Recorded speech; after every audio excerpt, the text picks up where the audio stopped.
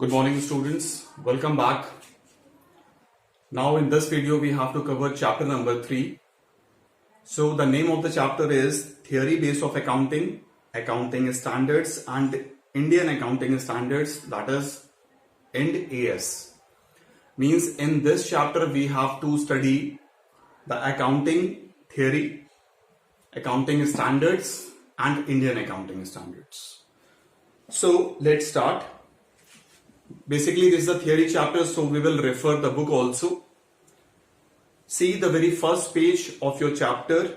I am reading accounting principles, concepts and conventions, commonly known as generally accepted accounting principles. That means whatever the principles, assumptions and principles I have mentioned here, these are the generally accepted accounting principles. मतलब all over India में, abroad में ये जो principles हैं, जो assumptions हैं, basically ये follow किए जाते हैं, ये अज्यूम किए जाते हैं, ये अप्लाई किए जाते हैं, जिससे हमारी जो अकाउंटिंग है उसमें यूनिफॉर्मिटी आए. ठीक है, इंडिया का अकाउंटिंग अगर दूसरा होगा, फॉरेन कंट्रीज का अकाउंटिंग दूसरा होगा, तो बहुत ज्यादा प्रॉब्लम हो जाएगी. या इस तरह से आप समझो, एक कंपनी दूसरी तरह से अकाउंटिंग करती है, दूसरी कंपनी दूसरी तरह से अकाउंटिंग करती है, तो then there will be a lots of confusion in order to understand. Clear? तो जो अकाउंटिंग प्रिंसिपल्स होते हैं ये यूनिवर्सल होने चाहिए, यूनिफॉर्मिटी होनी चाहिए, एक जैसे होने चाहिए. क्लियर? चलो आज जो अकाउंटिंग प्रिंसिपल्स पे स्टार्ट करते हैं. देखो डेफिनेशन क्या दिया हुआ है. American Institute of Certified Public Accountants ने क्या डेफिनेशन दिया है. Principle of accounting are the general law. जब हम लॉ की बात करते हैं तो हम सेक्शंस की बात करते हैं, सब सेक्शंस की बात करते हैं, क्लॉजेस की बात करते हैं. तो बोल रहे हैं कुछ लॉज हैं. ठीक है, accounting principles are the general laws, मतलब जनरली एक कुछ रूल्स रेगुलेशंस बना दिए गए हैं. और रूल एडॉप्टेड मतलब लॉ क्या है, एक रूल्स एंड रेगुलेशंस है, तो ये बनाए गए. और proposed as a guide. Proposed as a guide मतलब जो इंडियन अकाउंटिंग आईसीएआई है, Institute of Chartered Accountants of India, इन्होंने प्रपोजल दिया है. एक गाइड की तरह आप इसे यूज कर सकते हो जब आप अपनी अकाउंटिंग करते हो. To action. एक्शन मतलब जब अकाउंटिंग कर रहे हैं तो उस टाइम पर हम इनको यूज कर सकते हैं. अ सेटल्ड ग्राउंड. सेटल्ड ग्राउंड का मतलब यह है उसमें कोई प्रॉब्लम नहीं आएगी. एक यूनिफॉर्म प्रिंसिपल्स हैं, आपको वही प्रिंसिपल्स को फॉलो करना है, कोई प्रॉब्लम नहीं आएगा. और बेसिस ऑफ कंडक्ट और प्रैक्टिस. जब भी आप इसकी प्रैक्टिस करते हैं या जब भी आप अप्लाई करते हैं तो कोई भी प्रॉब्लम्स नहीं आनी चाहिए अकाउंटिंग प्रिंसिपल्स के लिए. ठीक है, चलो अकाउंटिंग प्रिंसिपल्स होप सबको क्लियर हो गया होगा. तो जब भी हम फंडामेंटल अकाउंटिंग असम्पशंस की बात करते हैं, मतलब we have to assume when we are doing our accounting, we have to assume something. Example लेके चलते हैं. जैसे मैंने आपसे बोला कि we will meet in the next video, तो that is understood that definitely I will make a video and you are going to see the video. That is the thing. क्या मैं आपसे ऐसा बोलता हूं कि we will meet in the next video if this thing will happen? ऐसा तो नहीं बोलते. अंडरस्टूड. कुछ चीजें अंडरस्टूड होती है. तो जो चीजें अंडरस्टूड होती हैं कि ऐसा ही होगा, आज के बाद कल आएगा, कल के बाद परसों आएगा, तो जो चीजें अंडरस्टूड होती हैं उनके लिए हम बोलते हैं कि this is assumption, this we will take as assumption, we will assume. Right? तो चलिए अब एक एक करके पढ़ते हैं. Going concern assumption. सबसे पहला अजम्पशन, जब भी आप अपनी अकाउंटिंग करेंगे आप हमेशा ये मान करके चलेंगे कि आपका बिजनेस जब आपने स्टार्ट किया उसके बाद ये बिजनेस चलता ही जाएगा, कंटिन्यू करता जाएगा. First year, second year, third year, fourth year and go on and go on. And that business will not stop in the near future. Clear? That is the name. Going concern assumption. You have to assume that your business will go on and will not stop in future. This assumption you have to take. Second one, consistency assumption. Whatever the rules, regulation, practices, methods you are going to opt in your business for 1 year, that you have to follow in the second year, in the third year, in the fourth year, the same practices. Why? Because then only you are in a position to compare your first year data with your second year data. Clear? तो जो भी rules regulation method practices आप follow करते हो एक साल, उसको दूसरे साल भी, तीसरे साल भी, चौथे साल भी ऐसे फॉलो करना, तब आप कंपेयर कर पाओगे. Accrual assumption. एक्रूवल अजम्पशन आपसे कहता है कि जैसे ही आपकी इनकम जनरेट होती है वैसे ही आप उसको अपनी इनकम मान लेना और उसको बुक्स में रिकॉर्ड कर देना. क्लियर है? ये वेट नहीं करना कि जो आपकी इनकम है वो आपको कैश में रिसीव हुई है कि नहीं हुई. यहीं पर आपको समझा देते हैं कि जो आपका बिजनेस होता है जो आपकी अकाउंटिंग होती है ये हमेशा एक्रूवल बेसिस पे चलती है, कैश बेसिस पे नहीं चलती. कैश बेसिस का मतलब क्या होता है कि जब हमें कैश रिसीव होगा तब हम रिकॉर्ड करेंगे. नहीं, ऐसा नहीं है. जैसे ही आपने कोई ट्रांजैक्शन किया, सामने वाली पार्टी ने कहा कि ठीक है हम आपको पेमेंट करेंगे आफ्टर 1 मंथ, लेकिन इनकम आपकी उसी टाइम पे जनरेट हो गई तो उसको रिकॉर्ड कर लेना. ठीक है? सिंपल से थे तीनों अजम्पशन, याद रहेंगे. आ जाइए अकाउंटिंग कन्वेंशंस. कन्वेंशंस क्या होते हैं? कन्वेंशंस होते हैं the former practices by the research scholars और by the different business houses, and whatever the outcomes are there, on the basis of that outcomes we have generated, we have framed some of the principles. Clear? So these are the accounting conventions. ठीक है? तो ये होते हैं हमारे conventions. Conventions एक बार और समझ लेना कि जो प्रैक्टिसेस पहले की गई हैं उनके एक्सपीरियंस के बेस पर कुछ आपने आउटकम्स निकाले हैं और वो आउटकम्स हमारे कन्वेंशंस. क्लियर है?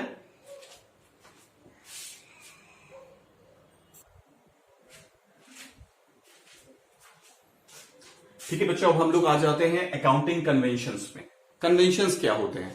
Conventions are the outcomes whatever the different business houses, the different businessmen, research scholars, those who have practiced and generated some outcomes, that are the conventions. ठीक है?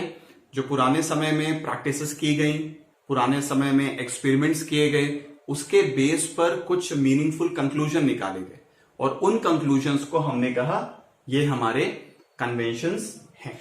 ठीक है? चलिए, पहले कन्वेंशन अकाउंटिंग एंटिटी और business entity principal. पहले ही आपको समझा चुके हैं कि जब भी आप अपनी अकाउंटिंग करना, हमेशा ये अजम्पशन लेकर के करना कि owner and business both are separate. Clear? आप बुकिश लैंग्वेज में जब भी आप इसको पढ़ेंगे, एक बार रीड करेंगे, आपको सब कुछ समझ में आ जाएगा. I am telling you the crux, the main point only. Right? What is accounting entity और business entity? Whenever you are going to do your accounting, you have to treat owner and business both are as a separate entity. Both are separate. Second, money measurement principle. If anything you are in a position to measure in the monetary terms, then that only you have to record in your books. Right? If any transaction, if any event, if anything you are in a position to measure in the monetary terms, then only you are going to record that in your books. That is money measurement. Clear? आ जाओ third point पे, accounting period principal. अब ऐसा तो नहीं है ना कि हमने जब अकाउंटिंग स्टार्ट करी उसके बाद जब भी हमने बिजनेस स्टार्ट किया उसके बाद जब हम बिजनेस बंद करेंगे तब हम अपनी अकाउंटिंग करेंगे. ये पॉसिबल नहीं है, प्रैक्टिकली नहीं है. आज के सिनेरियो में तो बिजनेस हाउसेस मंथली, क्वार्टरली ऐसे डेटा मांगते हैं. ठीक है? कुछ लोग तो वीकली डेटा भी मांगते हैं कि 7 दिन का डेटा दो कि क्या इनकम है, क्या प्रॉफिट है, क्या एक्सपेंसेस है. क्लियर? तो अकाउंटिंग पीरियड प्रिंसिपल क्या कहता है कि you have to distribute your accounting in different periods. Normally अगर हम अपने प्रैक्टिकली बात करें तो ये जो पीरियड होता है ये 12 मंथ्स का होता है. जब हम कैलेंडर ईयर की बात करते हैं तो 1 जनवरी से 31 दिसंबर पे एंड हो जाएगा 12 मंथ्स. जब हम फाइनेंशियल ईयर की बात करेंगे तो 1 अप्रैल से 31 मार्च तक जाएगा. क्लियर है? आ जाओ फोर्थ पे, फुल डिस्क्लोजर प्रिंसिपल. जो भी ट्रांजैक्शन आपके बिजनेस में हुए हैं थ्रू आउट द ईयर, हर एक ट्रांजैक्शन को आपको अपनी अकाउंटिंग बुक में डिस्क्लोज करना है. That is full disclosure. आ गया समझ में? Fifth, materiality principal.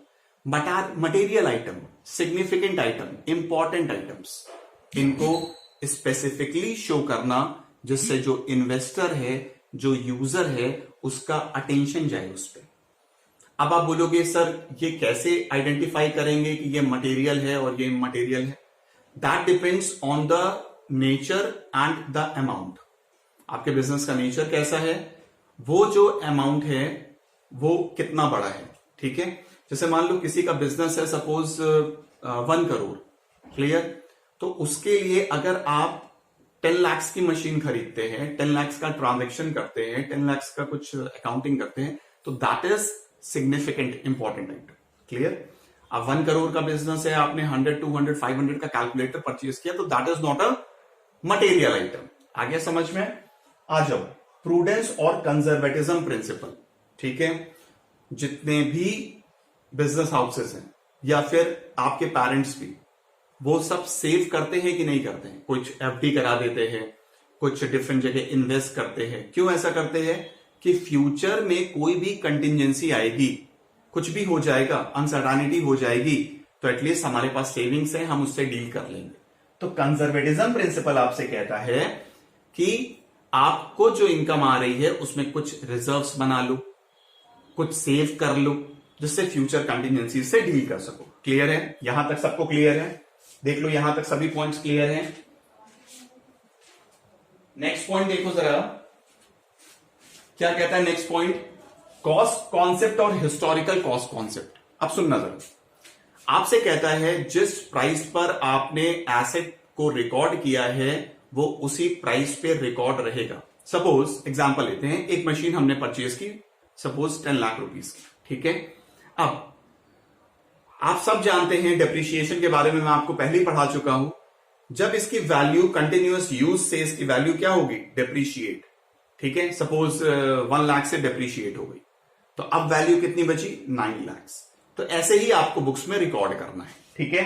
चलो नेक्स्ट पे आ जाओ, मैचिंग कॉन्सेप्ट और मैचिंग प्रिंसिपल, ठीक है?